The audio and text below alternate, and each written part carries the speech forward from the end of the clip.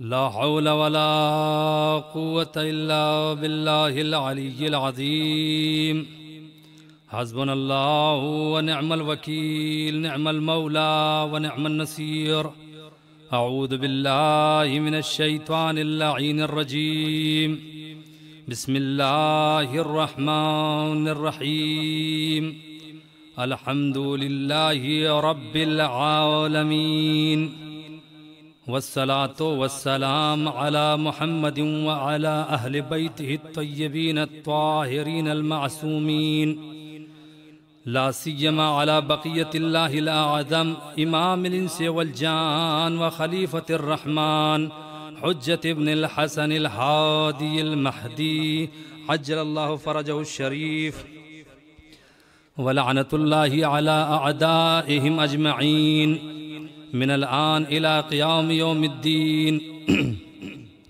رب اشرح لي صدري ويسر لي أمري واحلل عقدة من لساني يفقه قولي أما بعد قال الله الحكيم في قرآنه المجيد بسم الله الرحمن الرحيم الله نور السماوات والأرض مثل نوره كمثل مشكاة فيها مصباح المصباح في زجاجة الزجاجة كأنها كوكب دري محترم اور معزز ناظرین کرام، آج کی اس مجلس میں جناب فاطمہ زہرا سلام اللہ علیہا کے مختصر سے فضائل اور ان کے مصائب پیش کروں گا۔ چونکہ یہ مجلس جناب ام البنین سلام اللہ علیہا کے سفرے کے عنوان سے قائم کی گئی ہے، لہٰذا اس مجلس کا ثواب جناب ام البنین سلام اللہ علیہا کی روح کو ہدیہ کرتے ہیں اور ان کے وسیلے سے بارگاہ خداوند عالم میں دعا کرتے ہیں کہ بار الہ جن مومنین نے اس سفرہ کے قائم کرنے میں تعاون کیا ہے اور جو مومنین اس مجلس کو اس وقت دیکھ رہے ہیں اور سن رہے ہیں، بار الہ ان سب کی تمام حاجات کو قبول فرما۔ بار الہ جو اس مہلک بیماری میں مبتلا ہیں، بحق ام البنین سلام اللہ علیہا ان سب کو جلد سے جلد شفا یابی عنایت فرما۔ عزیزان محترم، جس آیہ کریمہ کی تلاوت کا شرف حاصل کیا، بڑی ہی مشہور و معروف آیت ہے۔ خداوند عالم کا ارشاد ہو رہا ہے اللہ نور السماوات والارض، کہ اللہ زمین و آسمان کا نور ہے۔ مثل نور ہی کمشکات، اور اس کے نور کی مثال ایک مشکات کی طرح ہے۔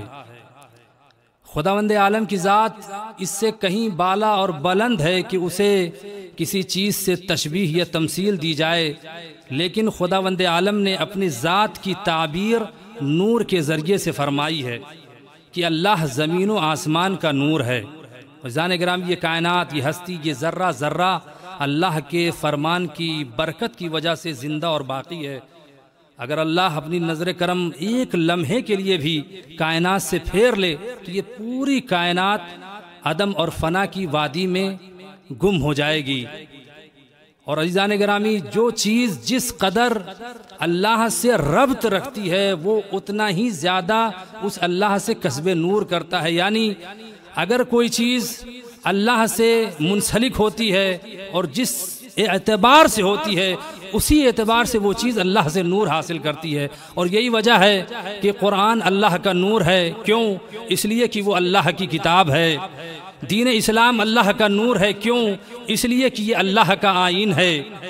انبیاء اور رسول نور ہیں۔ کیوں؟ اس لیے کہ اللہ کے بھیجے ہوئے پیغمبر ہیں۔ ائمہ علیہم السلام نور ہیں، انوار الہیہ ہیں۔ کیوں؟ اس لیے کہ یہ انبیاء اور رسول کے بعد خدا کے دین کے نگہبان ہیں۔ اور اس کے علاوہ یہی وجہ ہے عزیزان گرامی کہ ایمان نور ہے۔ کیوں؟ اس لیے کہ یہی ایمان بندے کو اللہ سے جوڑ دیتا ہے۔ علم نور ہے۔ کیوں؟ اس لیے کہ اسی علم کے ذریعے سے اللہ کی معرفت ہوتی ہے۔ اور اللہ کیا ہے؟ نور السماوات والارض، اللہ زمین و آسمان کا نور ہے۔ اور اللہ نے اپنے اس نور کی مثال دی، مثل نور ہی کا مشکات، کہ اللہ کے نور کی مثال مشکات کی طرح ہے۔ فیہا مصباح، کہ جس مشکات کے اندر مصباح یعنی چراغ ہے، المصباح فی زجاجۃ، اور وہ چراغ ایک زجاجہ ایک فانوس کے اندر ہے، الزجاجۃ کأنہا کوکب دری، اور وہ زجاجہ ایسے درخشاں ہیں جیسے کوکب دری، ایک چمکتے ہوئے ستارے کے مانند درخشاں ہے۔ اس کے بعد کیا فرمایا اللہ نے، یوقد من شجرۃ مبارکۃ زیتونۃ لا شرقیۃ ولا غربیۃ، اور یہ چراغ ایسے مبارک درخت زیتون کے تیل سے روشن کیا گیا ہے جو نہ شرقی ہے نہ غربی ہے، یعنی نہ اس میں یہودیت کے عناصر پائے جاتے ہیں نہ نصرانیت کے عناصر پائے جاتے ہیں۔ یکادو زیتھا یضیء لو لم تمسسہ نار، اور یہ نور اور یہ تیل اتنا خالص تیل ہے کہ آگ کو چھوئے بغیر شعلہ زن ہو جاتا ہے، یعنی آگ اس کے قریب نہیں آتی ہے اور یہ جل جاتا ہے، یہ روشن ہو جاتا ہے۔ پھر اللہ فرماتا ہے نور علی نور، نور کے اوپر نور ہے، واللہ یہدی لنورہ من یشاء، اور اللہ جسے چاہتا ہے اپنے نور کی طرف ہدایت کر دیتا ہے۔ عزیزان ایمان، تو یہ نور ہے کیا؟ نور کی تعریف کیا ہے؟ نور کہتے کسے ہیں؟ عزیزان گرامی، علماء نے بیان کیا کہ نور اسے کہتے ہیں جو ظاہراً لنفسہ ہو اور مظہراً لغیرہ ہو، یعنی جو خود ظاہر ہو اور دوسروں کو ظاہر کرے، یعنی خود روشن ہو اور دوسروں کو روشنی عطا کرے، اسے نور کہتے ہیں۔ عزیزان گرامی، یہ تو نور ہو گیا۔ اب نور کی قسمیں بھی بیان کی گئی کہ نور دو طرح کے ہوتے ہیں، ایک دنیاوی نور ہوتا ہے، ایک اخروی نور ہوتا ہے۔ پھر دنیاوی نور کی بھی دو قسمیں ہیں، ایک نور وہ ہے کہ جسے ہم اپنی ظاہری آنکھوں سے درک کرتے ہیں، یعنی جسے ہم بصارت سے دیکھتے ہیں، جیسے چاند، سورج، ستارے، یہ نور ہیں، یہ انوار ہیں، انہیں ہم بصارت سے درک کرتے ہیں۔ لیکن عزیزان گرامی، دوسری قسم نور کی یہ ہے کہ کچھ نور ایسے ہوتے ہیں کہ جن کو ہم بصارت سے دیکھ نہیں سکتے، یعنی اپنی ظاہری آنکھوں سے انہیں درک نہیں کر سکتے، بلکہ اس کے لیے بصیرت کا ہونا ضروری ہے۔ ہم دل کی آنکھوں سے اسے دیکھ سکتے ہیں۔ وہ کیا ہے؟ جیسے عقل نور ہے، ایمان نور ہے، ہم انہیں اپنی ظاہری آنکھوں سے نہیں دیکھ سکتے، بلکہ انہیں دیکھنے کے لیے بصیرت کا ہونا ضروری ہے، دل کی آنکھوں سے دیکھنا ضروری ہے۔ اب عزیزان گرامی، بحار الانوار کے اندر روایت ہے کہ ائمہ علیہم السلام انوار الہیہ ہیں، اور اس آیہ نور کے مصداق اور اس کی تعویل ہے۔ تو اب جملہ آپ کی خدمت میں پیش کروں کہ ائمہ علیہم السلام کی ذات وہ ذات ہے کہ اگر تم انہیں بصارت سے دیکھو گے تو ہم جیسے نظر آئیں گے، لیکن اگر بصیرت سے دیکھو گے تو وہ نور نظر آئیں گے، وہ انوار الہیہ نظر آئیں گے۔ تو عزیزان گرامی، یہ ہے نور۔ اس کے بعد مرحلہ آتا ہے مشکات کا، اور مشکات کسے کہتے ہیں؟ مفردات راغب وغیرہ میں اس کے معنی لکھے گئے ہیں کہ دیواروں میں ایک طاق ہوتا ہے جس میں چراغ وغیرہ رکھا جاتا ہے۔ مشکات یعنی کہتے ہیں کہ وہ طاق جس کے اندر چراغ یا اس طرح کی دوسری چیزیں رکھی جاتی ہیں، تو یہ مشکات ہے۔ اور مصباح کے معنی وہ چراغ ہے کہ جو روشن ہو کر اندھیرے کو ختم کر دیتا ہے اور اس جگہ کو صبح کی طرح کر دیتا ہے، لہذا اسے مصباح کہا جاتا ہے۔ اور زجاج کے معنی ہے ایک صاف و شفاف آئینہ اور شیشہ کہ جو اس مصباح کی حفاظت کرتا ہے اور اس کے نور کو منعکس کرتا ہے۔ اب عزیزان گرامی، آپ کی خدمت میں جلدی جلدی پیش کروں کہ روایت ہے، تفسیر نور الثقلین وغیرہ میں بیان کیا گیا کہ اس مصباح سے مراد رسول خدا کی ذات ہے، یعنی رسول خدا چراغ ہیں جو کس کے اندر ہے؟ زجاجے کے اندر ہیں، یعنی جس کی حفاظت مولا علی کی ذات سے ذات کر رہی ہے، اور انہوں نے اپنی زندگی رسول خدا کی حفاظت کی۔ یعنی کیا فرمایا کہ المصباح فیہا مصباح، المصباح فی زجاجۃ الزجاجۃ کأنہا کوکب دری، کہ یہ مشکات جس کے اندر کیا ہے؟ مصباح ہے، اور یہ مصباح زجاجے کے اندر ہے۔ تو مصباح سے مراد رسول خدا ہیں، زجاج سے مراد حضرت امیر کی ذات ہے، اور یہ دونوں ہیں کس کے اندر؟ مشکات کے اندر ہے۔ روایت نے بتایا المشکات ہی فاطمہ الزہرا، کہ مشکات سے مراد فاطمہ زہرا سلام اللہ علیہا کی ذات ہے، یعنی فاطمہ زہرا اس ذات کا نام ہے، اس مرکز کا نام ہے کہ جو مرکز ولایت بھی ہے اور مرکز نبوت بھی ہے۔ اگر فاطمہ زہرا کی معرفت نہیں تو نہ ولایت کی معرفت ہو سکتی ہے نہ نبوت کی معرفت ہو سکتی ہے۔ اسی وجہ سے حدیث کسا میں مرکز تعارف قرار دیا گیا، اور اللہ نے فرمایا کہ جب جبرائیل نے پوچھا یا رب من ہؤلاء تحت الکسا، تو اللہ نے فرمایا ہم فاطمہ و ابوہا و بعلوہا و بنوہا، یہ فاطمہ ہیں، یہ ان کے شوہر ہیں، یہ ان کے بابا ہیں، یہ ان کے بچے ہیں۔ عزیزان گرامی، یہ فاطمہ زہرا سلام اللہ علیہا جن کو مرکز عصمت و طہارت قرار دیا گیا، مرکز ولایت و نبوت قرار دیا گیا، اور اس بیوی کے لیے رسول اسلام خود فرماتے ہیں فاطمۃ بضعۃ منی من آذاہا فقد آذانی، فاطمہ میرا جز ہے، جس نے فاطمہ کو اذیت دی اس نے مجھے اذیت دی۔ فاطمۃ بہجۃ قلبی، میرے دل کا سرور ہے، قرۃ عینی، میرے آنکھوں کی ٹھنڈک ہے۔ کبھی فرمایا ہی روحی التی بین جنبی، فاطمہ میری وہ روح ہے جو میرے پہلو کے درمیان موجود ہے، جس نے اسے اذیت پہنچائی اس نے مجھے اذیت پہنچائی۔ عزیزان گرامی، وہ فاطمہ زہرا کی جس کا مقام و مرتبہ اتنا بلند، لیکن رسول کے بعد اس شہزادی پر اتنے مصائب ڈھائے گئے کہ وہ شہزادی مرثیہ پڑھنے لگی۔ صبت علی مصائب لو انہا صبت علی الیام سرنا لیا اے بابا، آپ کے بعد مجھ پر وہ مصائب پڑے کہ اگر دنوں پر پڑھتے تو وہ سیاہ رات میں تبدیل ہو جاتے۔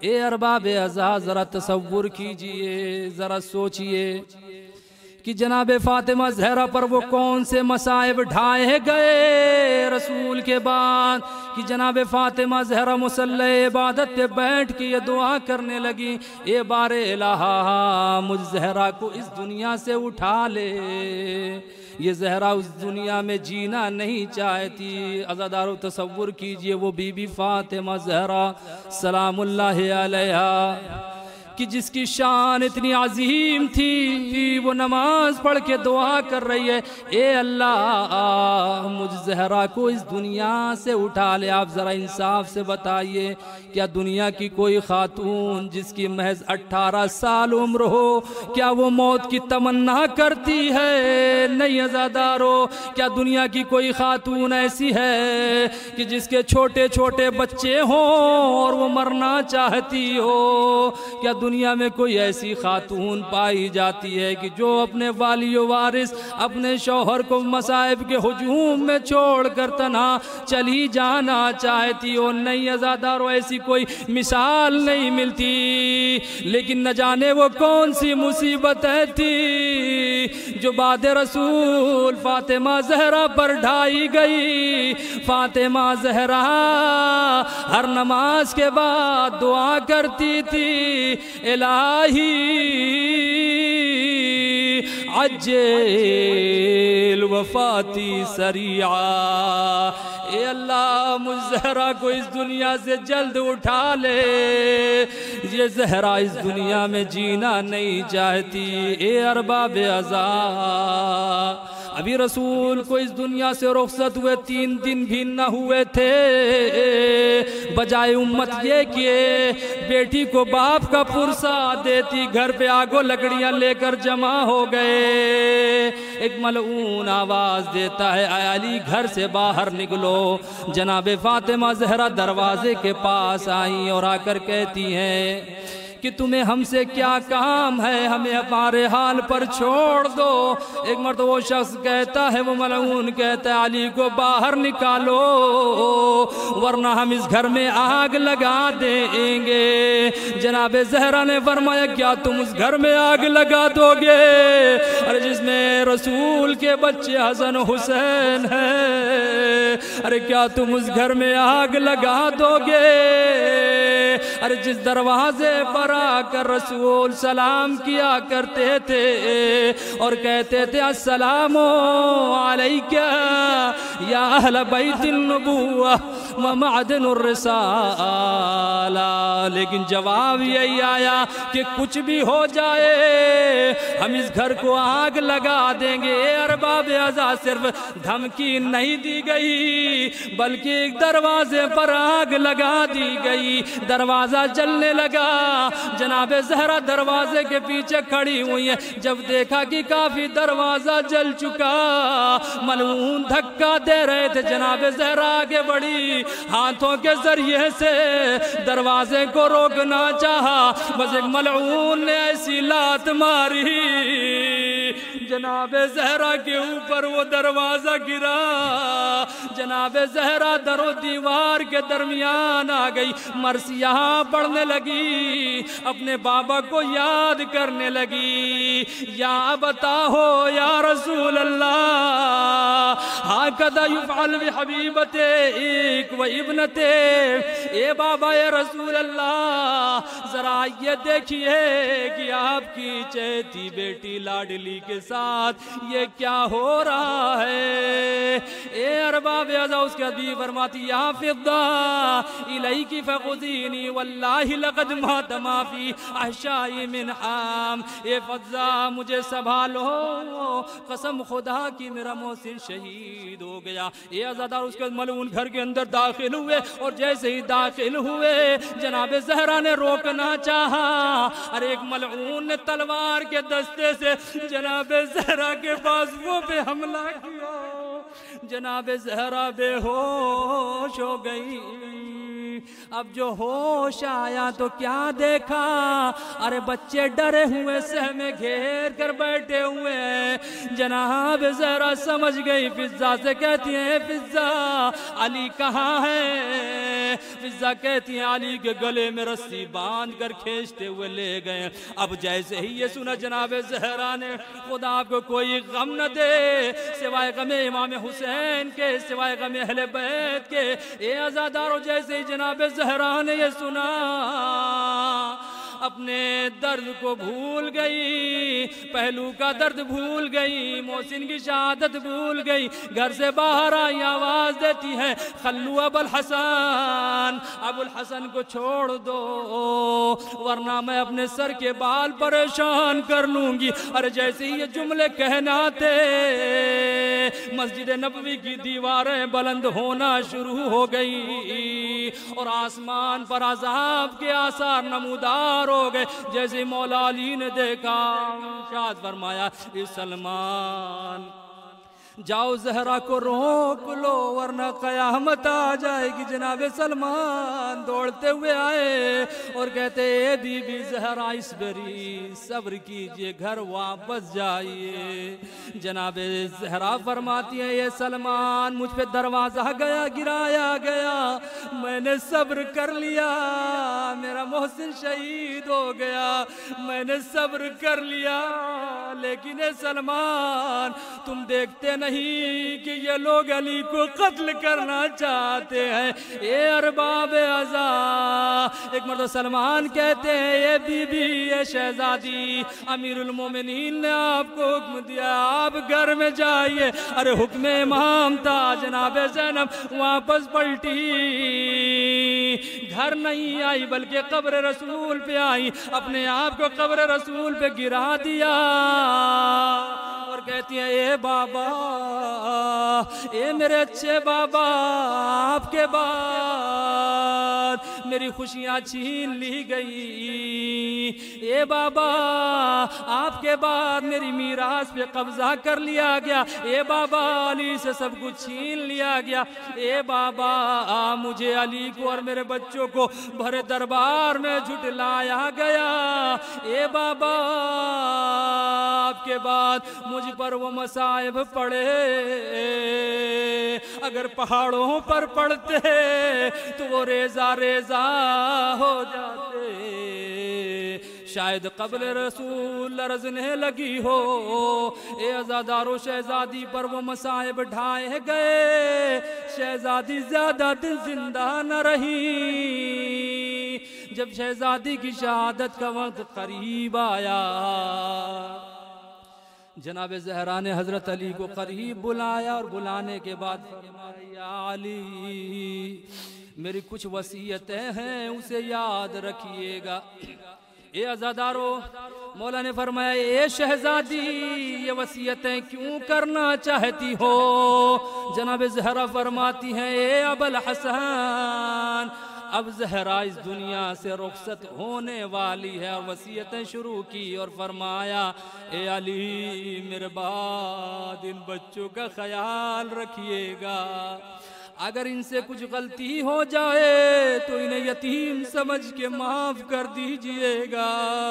امیر المومنین کی آنکھوں سے آنسو رواں ہو گئے، کہا اے زہرا یہ کیسی باتیں کر رہی ہو؟ اس کو جناب زہرا فرماتی ہیں اے ابا الحسن میرے جنازے کو رات کی تاریکی میں لے جائیے گا، مجھے رات کی تاریکی میں غسل دیجئے گا، اور فلاں فلاں کو میرے جنازے میں شریک نہ ہونے دیجئے گا۔ پھر آخری وصیت کی اور فرمایا اے ابا الحسن اگر میری خدمت میں کوئی کوتاہی ہوئی ہو تو مجھے معاف کیجئے گا۔ اے ارباب اعضاء امیر المومنین نے جیسے یہ جملہ سنا دھاڑے مار کے رونا شروع کرتے ہیں۔ اے ارباب اعضاء رات کی تاریکی میں امیر المومنین نے شہزادی کو غسل دیا، کفن دیا، اور کائنات کی شہزادی کا جنازہ اتنے کم لوگ اس میں شریک تھے۔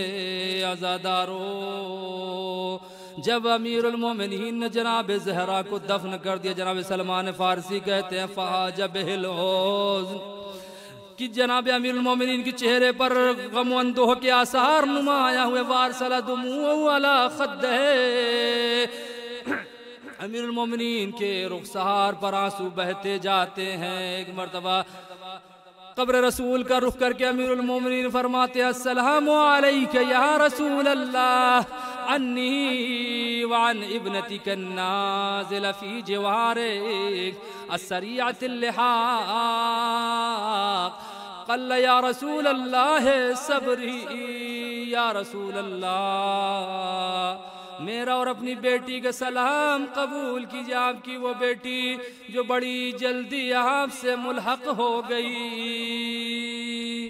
اور یہ اے رسول اللہ علی کا صبر اب کم ہو گیا ہے۔ الا لعنۃ اللہ علی قوم الظالمین سيعلم الذين ظلموا أي منقلب ينقلبون۔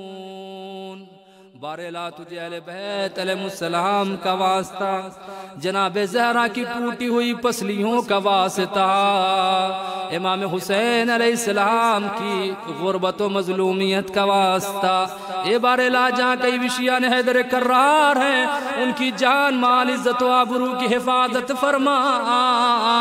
اے بارلا جو لوگ اس سفرے میں شامل ہیں جو ان کے مریض ہیں، اے اللہ بحق ام البنین ان مریضوں کو شفا یابی عنایت فرما، اور دنیا میں جہاں کئی ویشیان اہل بیت ہیں اور وہ اس وبا سے محفوظ ہے، بار الہ انہیں ہمیشہ اس وبا سے محفوظ فرما، اور جو اس مرض میں ملحق ہو گئے ہیں بحق ام البنین انہیں شفا عاجلہ و کاملہ عنایت فرما۔ اے بار الہ امام زمانہ کے ظہور میں تعجیل فرما، ان کے فوج ظفر موج میں ہم سب کو شمار فرما۔ ربنا تقبل منا انکا انت السمیع العلیم۔